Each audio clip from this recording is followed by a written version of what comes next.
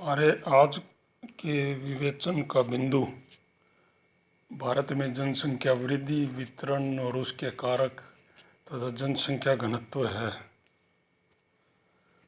भारत में विशेषकर 1951 के बाद से तेजी से जनसंख्या में वृद्धि हुई है। इसका औसत भारत की जनसंख्या जो वृद्धि का औसत जो है वो 1.64% प्रतिवर्ष रहा है, जबकि चीन का यह जो वृद्धि दर है औसत 1.3% प्रतिवर्ष रही है। हालांकि चीन की कुल जनसंख्या भारत से अधिक है। भारत में जो जनसंख्या वृद्धि के जो वर्ष हैं उनको समय को 1901 से अगर देखें तो 1901 से 1921 तक का जो समय था उसमें स्थैतिक यानी कि जनसंख्या वृद्धि अपेक्षाकृत स्थिर थी, वृद्धि नहीं हुई थी। फिर 1921 से 1951 का जो काल था उसमें जनसंख्या वृद्धि धीमी गति से लगातार हुई। तीसरा जो काल था 1951 से 1981 के बीच तेजी से जनसंख्या वृद्धि हुई और 1981 के बाद से जनसंख्या वृद्धि जारी है, लेकिन उसमें जनसंख्या का जो वृद्धि का प्रारूप है थोड़ा सा गति जो है वो थोड़ी कम हो गई है। वर्ष 1921 को भारत में जनांकीय विभाजक वर्ष डेमोग्राफिक डिवाइड ईयर बोला जाता है। इससे पूर्व जनसंख्या की वृद्धि उतार चढ़ाव से युक्त रही थी, जबकि इसके बाद लगातार वृद्धि का युग शुरू हुआ।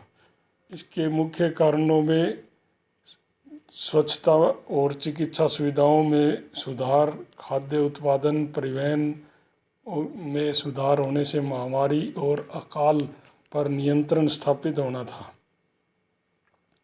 वर्ष 1951 से को भी भारत में जनांकीय विभाजक वर्ष कहा जाता है, क्योंकि स्वतंत्रता के बाद जनसंख्या में भारी वृद्धि दर्ज की जाने लगी।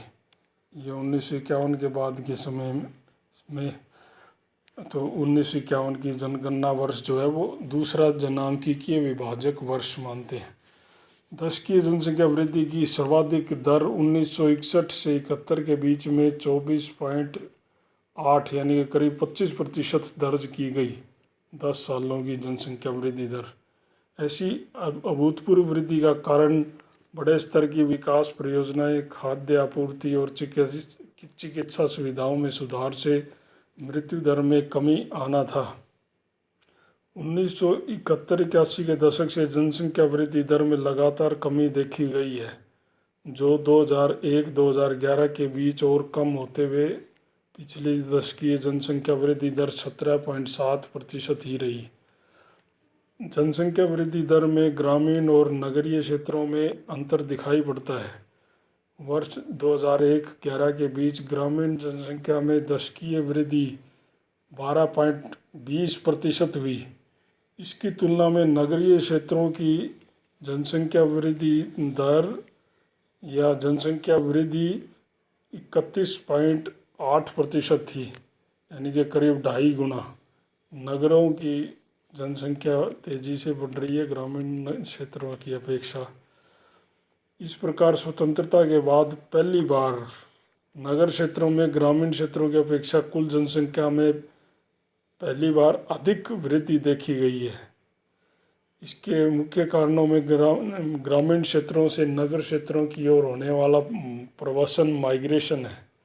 उस माइग्रेशन के कारण तेजी से ये जनसंख्या में वृद्धि होती है नगरीय और महानगरीय क्षेत्रों में। देश के 26 राज्यों और 6 केंद्र शासित क्षेत्रों में 1991-2001 की अपेक्षा 2001-2011 में वृद्धि दर में कमी देखी गई। मतलब ज़्यादातर क्षेत्रों राज्यों में या यूनियन टेरिटरी में कमी पाई गई। नागालैंड में सर्वाधिक कमी हुई 65% और झारखंड में न्यूनतम कमी हुई करीब 1% से भी कम। महाराष्ट्र, पश्चिमी बंगाल, राजस्थान, कर्नाटक जैसे बड़े राज्यों में जनसंख्या वृद्धि में कमी पाई गई। दूसरा जो पक्ष है आज का वो है जनसंख्या वितरण। जनसंख्या भारत में लगातार वृद्धि को प्राप्त कर रही है। 2000 वर्ष 1901 में भारत की जनसंख्या 24 करोड़ से भी कम थी। 1951 में स्वतंत्रता के बाद ये 36 करोड़ से ऊपर पहुंच गई थी। 1981 में ये 68 करोड़ के स्तर को पार कर गई थी। एक दशक के बाद ये करीब 84.5 करोड़ 84.6 करोड़ पहुंची। 2001 में 102 करोड़ और पिछली जनगणना में ये 121 करोड़ हुई। जनसंख्या का वितरण प्रारूप काफ़ी असमान है।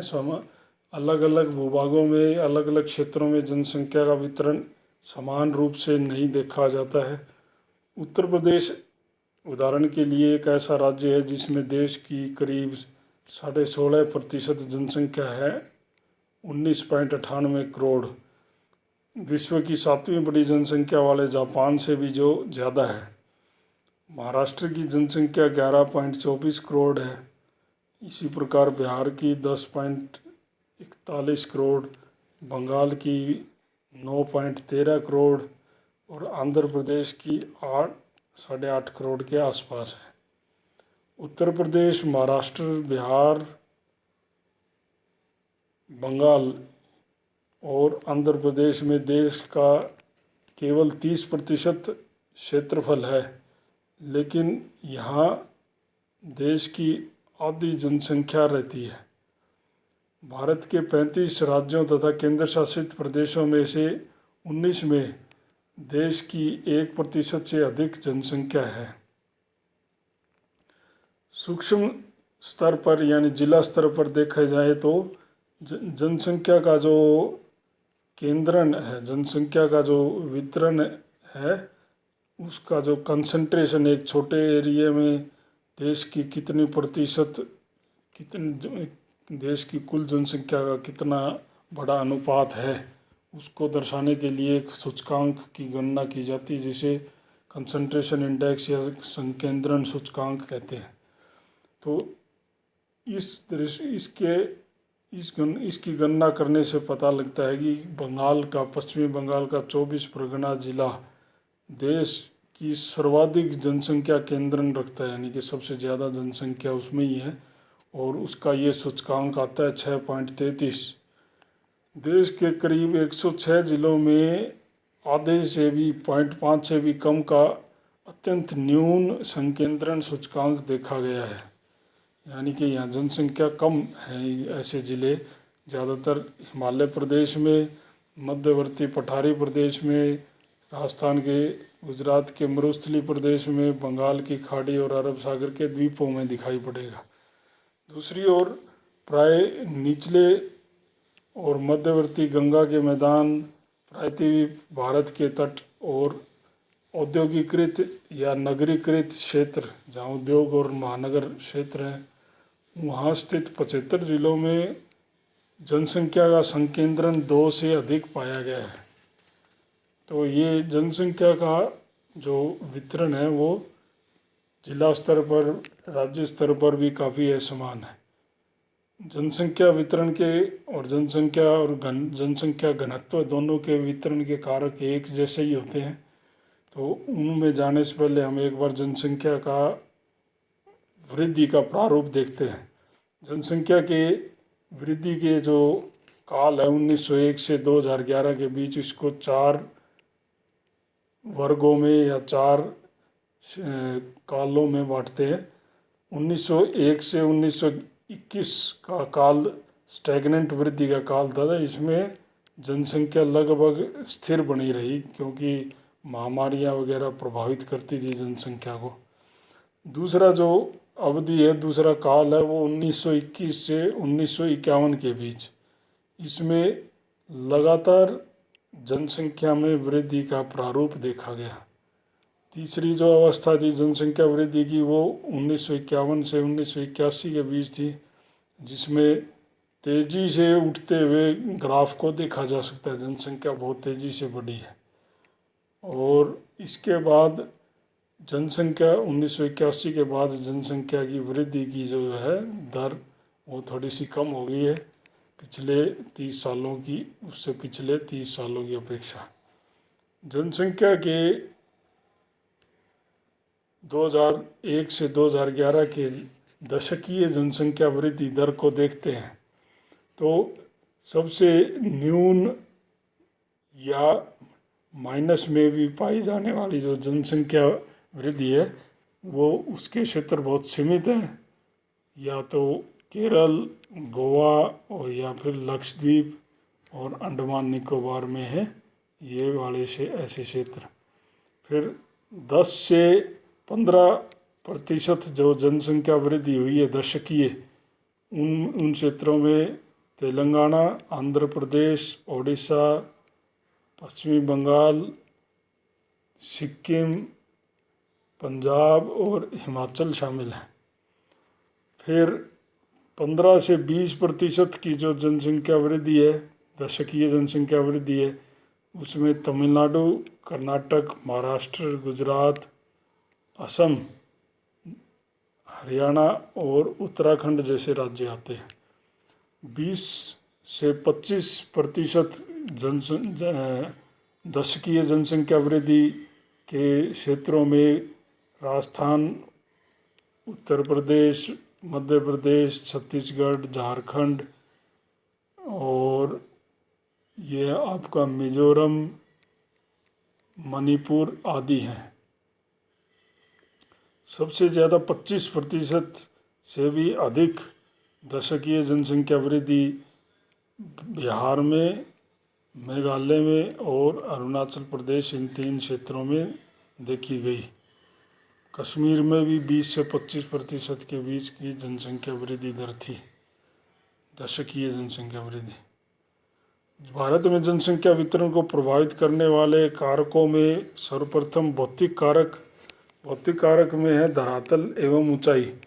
जहाँ धरातल समतल है यानी मैदानी भाग हैं और जहाँ जल की आपूर्ति पर्याप्त होती है, उपजाऊ मिट्टी हो जाती है और जहाँ कृषि आसानी से की जा सकती है, ऐसे क्षेत्रों में जनसंख्या अधिक पाई जाती है, जैसे भारत के उत्तरी मैदानों में देखा जाता है। भारत की 80% जनसंख्या इसीलिए 500 मीटर से कम ऊंचाई के क्षेत्र में रहती है।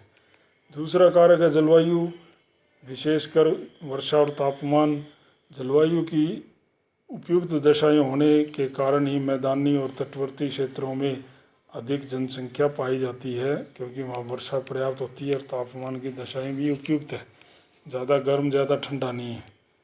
तीसरा है मिट्टी और वनस्पति। उपजाऊ मिट्टी जहाँ होगी और वनस्पति या वन क्षेत्र जहाँ होंगे वहाँ जनसंख्या अधिक पाई जाएगी। नदी घाटियों में तथा तटवर्ती मैदानों में मरुस्थलीय और दलदली क्षेत्रों की अपेक्षा इसलिए जनसंख्या का केंद्रण अधिक होता है, क्योंकि वहाँ मिट्टी उपजाऊ है और वनस्पति भी मिल जाती है। विरल वनस्पति के मरुस्थलीय क्षेत्र में या ज़्यादा वनस्पति वाले भूमध्यरेखीय जनसंख्या यानी भूमध्यरेखीय वनस्पति जैसे क्षेत्रों में जनसंख्या कम होगी। अगला है जल आपूर्ति और खनिज। जिन क्षेत्रों में जल की मौजूदगी होगी वहाँ पीने के लिए, कृषि के लिए जल की सदैव उपलब्धता बनी रहती है, इसलिए जल के अनुसार ही बस्तियाँ विकसित होती हैं। पर्वतीय भागों में भी जहाँ जल होता है यानी कि घाटी क्षेत्रों में, घाटियों में, वहीं ज़्यादातर आवास पाए जाते हैं। खनिज जो प्राप्ति के क्षेत्र हैं देश में, छोटा नागपुर, दामोदर, छत्तीसगढ़, दामोदर घाटी या छत्तीसगढ़ और पूर्वी मध्य प्रदेश आदि, वहाँ जनसंख्या ज़्यादा है क्योंकि वहाँ आर्थिक गतिविधियाँ पाई जाती हैं। जनसंख्या वितरण के मानवीय कारकों में सर्वप्रथम है राजनीतिक कारक। भारत की जो आप्रवास नीति है, भारत में कोई बाहर से लोग आके बसे तो भारत की जो उसको अलाउ करने वाली जो नीति है, आप्रवास नीति, इन माइग्रेशन के लिए, वो काफ़ी लचीली है। इसके कारण प्रतिवर्ष भारत में काफ़ी लोग विदेशों से आते हैं और शरणार्थियों के रूप में बेरोजगार की बड़ी संख्या इस कारण देश में उत्पन्न हो जाती है। राजनीतिक अस्थिरता और सुरक्षा पर भी इसका प्रभाव पड़ता है। फिर है सामाजिक सांस्कृतिक कारक। भारत में संयुक्त परिवार प्रणाली, बाल विवाह, धार्मिक कार्यों के लिए संतानोत्पत्ति की आवश्यकता और पैतृक भूमि के समीप रहने की प्रवृत्ति के कारण जनसंख्या कृषि भूमियों के निकट ही केंद्रित हो गई है। तकनीकी विकास के कारण परिवहन के साधन, सिंचाई, कृषि में नए यंत्रों के प्रयोग से जनसंख्या में वृद्धि होती है, क्योंकि जलवायु की कठोरता पर विजय प्राप्त करना संभव होता है। ऐसा पिछले दशकों में राजस्थान की इंदिरा गांधी नहर के क्षेत्र में जनसंख्या वृद्धि के द्वारा देखा जा सकता है। अगले कारक हैं आर्थिक कारक।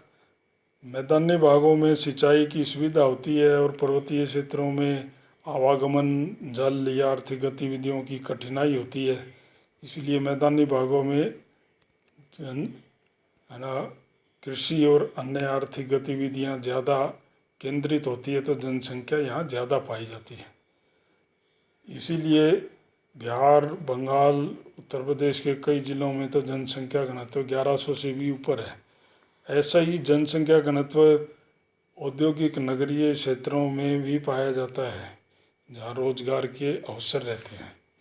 जनसंख्या घनत्व देखें तो जनसंख्या घनत्व किसी भी देश में संसाधनों पर जनसंख्या दबाव को दिखाता है। इसे प्रति वर्ग किलोमीटर पर कुल या औसत जनसंख्या, औसत व्यक्तियों की संख्या के रूप में व्यक्त किया जाता है कि एक वर्ग किलोमीटर में औसतन कितने लोग किसी क्षेत्र में रहते हैं। ये जनसंख्या घनत्व होता है। देश में जनसंख्या का औसत घनत्व जो है वो लगातार वृद्धिमान है। 1901 में 77 व्यक्ति था, 1951 में ये 117 पहुंच गया था, 1991 में 267 और 2011 में 382 हो गया। पिछले जनगणना जो 10 वर्षीय जो अंतर है 2001 से 2011 के बीच, जनघनत्व में 58 व्यक्ति प्रति वर्ग किलोमीटर के हिसाब से वृद्धि हुई है। इसके विपरीत यूएसए में 28, रूस में 9, चीन में भी 121 व्यक्ति प्रति वर्ग किलोमीटर का घनत्व है, जबकि भारत में ये 382 व्यक्ति पहुंच गया है। देश के भीतर जनसंख्या घनत्व प्रारूप में काफ़ी भिन्नता है। अरुणाचल में मात्र 17 व्यक्ति, तो बिहार में 1106 व्यक्ति का जनसंख्या घनत्व पाया जाता है। घनत्व का क्षेत्रीय प्रारूप देखें तो उच्च जनसंख्या घनत्व के क्षेत्र जहाँ 400 या इससे अधिक व्यक्ति प्रति वर्ग किलोमीटर हैं, वो 2001 में ऐसे 8 राज्य और 6 केंद्र शासित प्रदेश थे और कुल जिले 280 से अधिक हो गए थे। हिंदी भाषी क्षेत्र जैसे उत्तर प्रदेश, बिहार, हरियाणा, दिल्ली और बंगाल के आसपास के क्षेत्र इसमें आते हैं। कई जगह तो 1000 व्यक्ति प्रति वर्ग किलोमीटर से भी अधिक का घनत्व पाया जाता है। इसके अतिरिक्त केरल के मालाबार तट, तमिलनाडु के पठार, उड़ीसा का महानदी डेल्टा, ये गोदावरी डेल्टा जो आंध्र प्रदेश में है, पंजाब के 2 डेल्टा बारी और बिस्ट, और बड़े नगर क्षेत्र जैसे बृहत मुंबई, हैदराबाद, बेंगलोर आदि में भी अत्यंत नगरीकृत क्षेत्र होने से वहाँ उच्च जनसंख्या घनत्व पाया जाता है। औद्योगिकरण, नगरीकरण के क्षेत्र। दूसरा है मध्यम जनसंख्या घनत्व क्षेत्र। इन क्षेत्रों में 200 से 400 व्यक्ति का घनत्व है। 10 राज्य इसके अंतर्गत आते हैं।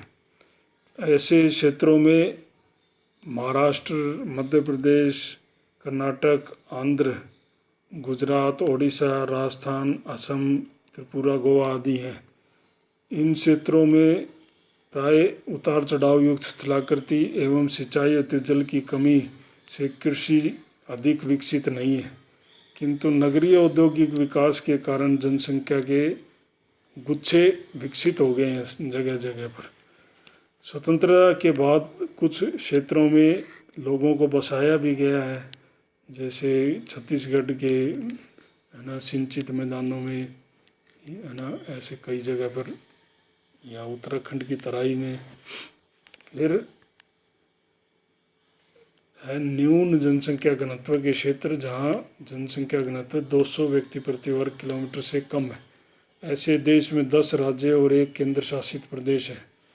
अरुणाचल में मात्र 17, अंडमान निकोबार में 46, मिजोरम में 52, सिक्किम में 86 व्यक्ति का घनत्व है।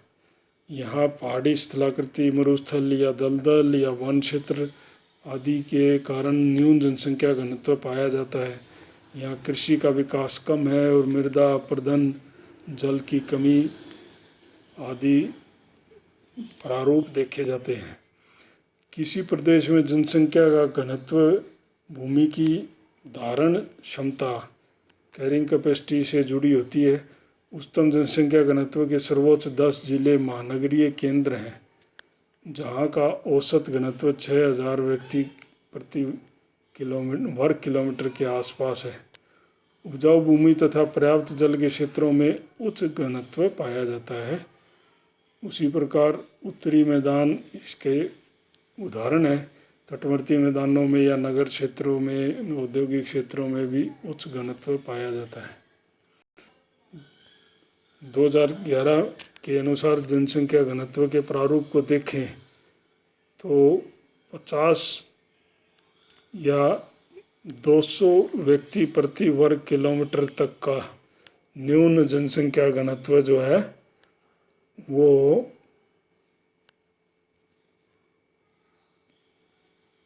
हिमालय प्रदेश में,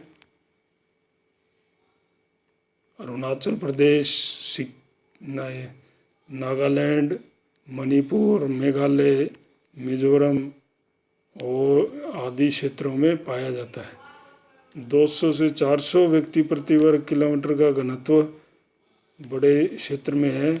गुजरात, राजस्थान, मध्य प्रदेश, महाराष्ट्र, तेलंगाना, आंध्र प्रदेश, कर्नाटक, गोवा, उड़ीसा, असम और ये आपका त्रिपुरा आदि।